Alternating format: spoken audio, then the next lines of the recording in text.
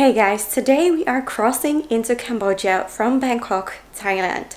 I have heard so many horror stories about this border crossing to the point where I am very concerned actually. Some people say you do need an e-visa, other people say no, you're fine, just have one on arrival. Then others say you need cash dollars, others say you don't. I do have some dollars with me, but they have tiny rips in them, so I don't know if they will even accept them.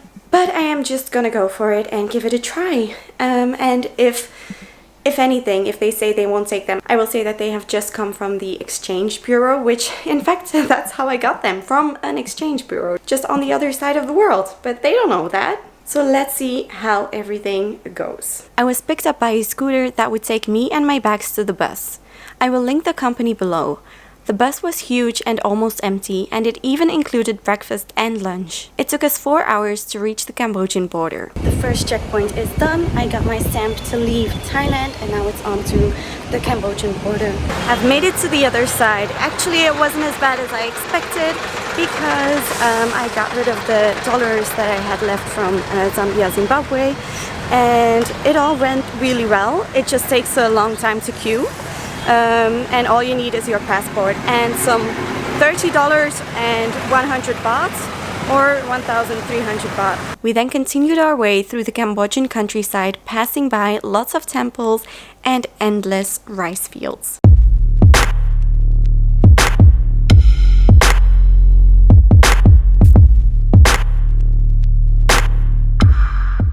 After the bus arrived at around 6 p.m, I then made my way with a tuk-tuk to the hostel.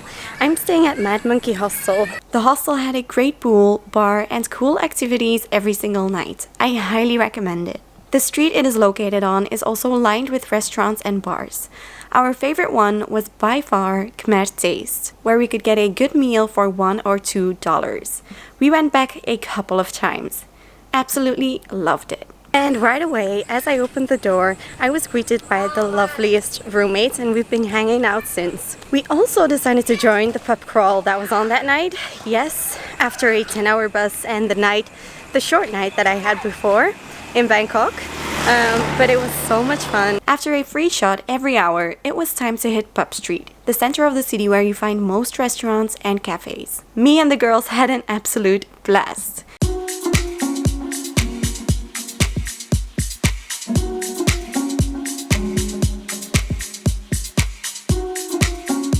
And now let's go and explore the city center by night. Close to Pub Street, you can find lots of stalls and shops. Ideal for trying out Cambodian street food and to buy souvenirs. Of course, I had to get a lovely magnet for my parents' fridge.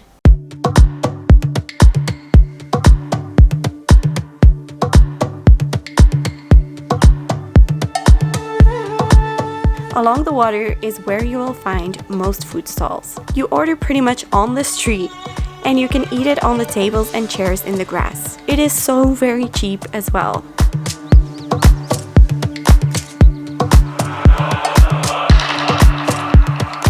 There is also a proper market during the day, but I only got to see it in the evenings when the produce stalls had already closed shop. The strange thing about Cambodia is that they have both their local currency and also the US dollar. So anything for tourists they will put in US dollar, but I prefer to pay with the local currency. So it's always a bit of a conversion, and it's very confusing as to what you're paying or how much something costs in the right currency. That is it for this video, guys. I hope you liked it. If you did, make sure to give it a thumbs up and hit the notification bell if you don't want to miss any of the next videos from this Asia series. Trust me, what is coming up next from this Cambodia series? I mean, it blew me away. So I really hope that you will enjoy them just as much as I have enjoyed my time in Cambodia, and I am now continuing into Thailand and also Malaysia. So subscribe, and I hope to see you in the next video. Bye!